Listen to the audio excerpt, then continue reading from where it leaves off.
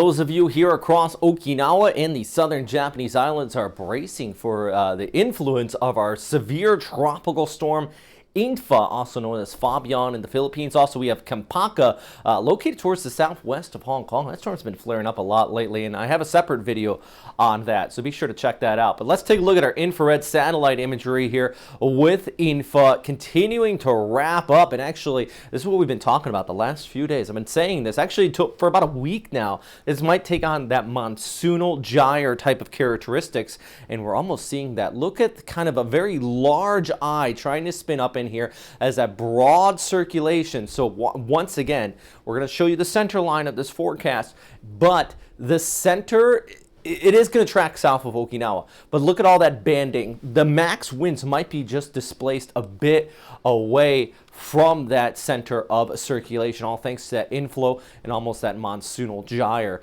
type of setup there. Still, I mean, it's going to be a very potent storm system here. Let's take a look actually at the winds right now. 102 gusting 130 kilometers per hour, rated a severe tropical storm by the Japan Meteorological Agency. And if you're new to the Western Pacific, you might be thinking, what's a severe tropical storm? I mean, of course, it sounds like a bad tropical storm. Well, actually, they split, unlike the United States with the National Hurricane Center, where you just have a tropical storm. They actually split tropical storm to severe tropical storm in half here. Winds of 89 gusting to, or 89 to 170 kilometers per hour sustained. Once we get up to 118 kilometer per hour sustained winds, then we start to talk about a typhoon. Everybody does agree on that. So that's why you might hear me say a severe tropical storm. It's not that I'm trying to hype and say it's worse than a normal one. It's just that is the official designation for this. Let's take a look at that official track from the Joint Typhoon Warning Center now, passing towards the south of the Daito Islands, located right about here, eventually south of Okinawa Honto. But look at just the large wind field, and I like that they put this. They have those tropical storm strength winds extending all the way out to the Amami Islands, well away from the center. So if you're out here in Okinawa, once again, the center line right in here, but you're still going to be seeing those high winds come on shore from the east throughout Tuesday evening, heading into Wednesday, maybe even Thursday morning as well. There's actually the official warning from the Japan Meteorological Agency for Okinawa Honto. That is the main island. This is all right here, but I spent enough time in Japan. I did a little translations for you here. Gusts to 35 meters per second possible. That's 126 kilometer per hour winds. Waves about 5 meters. So do not be, especially on the East Coast, don't be heading out trying to take photos of the waves. It's going to be pretty nasty out there. 100 to 200 millimeters of rain, or about 4 to 8 inches for those of you who use the empirical system. So, you know, it's, yeah, JMA still expecting all of that rough weather, all thanks to inflow and banding wrapping around as this starts to come on shore. To actually see, look at the satellite imagery right now, we're already starting to see some of those outer rain bands influence Okinawa as well. So here's a look at the high resolution Japan Meteorological Agency model. I love using this because it only goes out about 48 hours, but it shows you that high resolution, that broad eye that's likely going to be setting up here. And look at that wind field. This is actually indicating about 35 meters per second, pretty much typhoon strength winds there on the southeastern coast, or at least typhoon strength gust, I should say, the southeast coast of Okinawa Honto.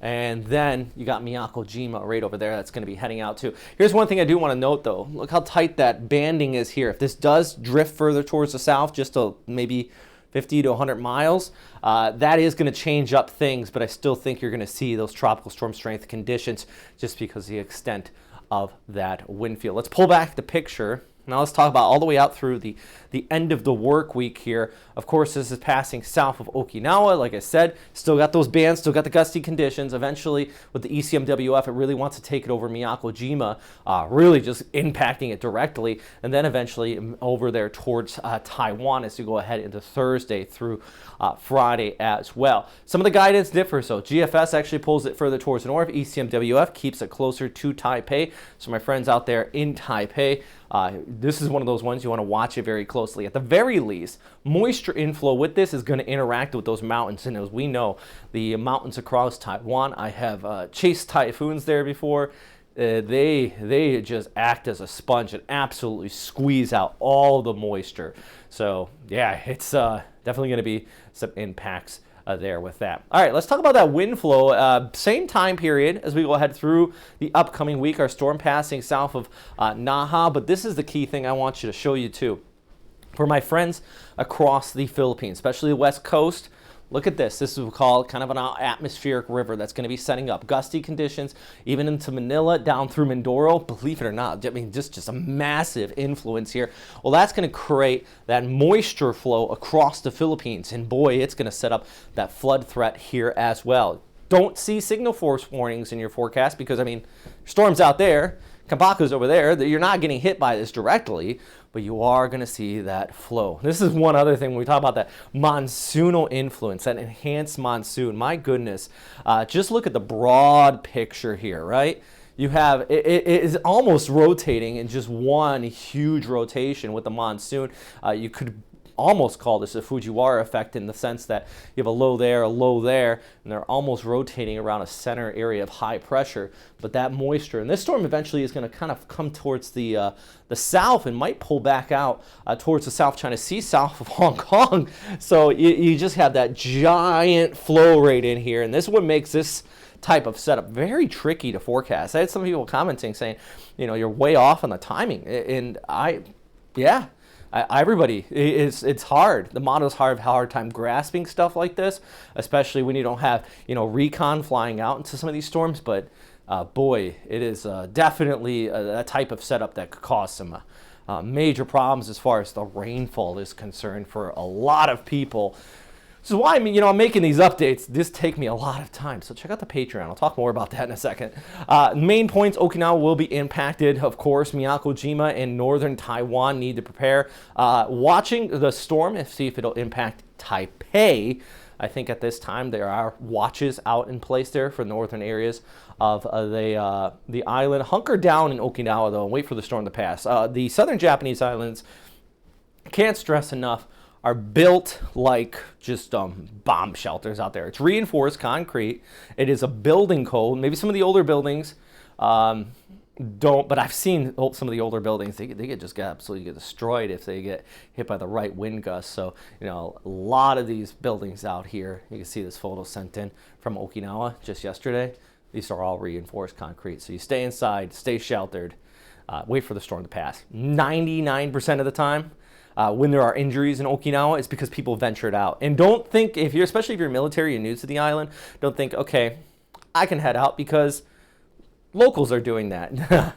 I lived in Japan long enough. Everybody, like, it's actually a little silly sometimes. I'm like, dude, there's a typhoon. Why are you going to work? And I'm going to work. It blows my mind. So, just prepare. Make sure you have that emergency kit ready as well as those supplies. If you're in Okinawa Honto, about now is you're already getting close to the point where you're not going to have the time to run out to the stores and stuff. But prepare to evacuate if needed. I don't think that's going to be a problem there.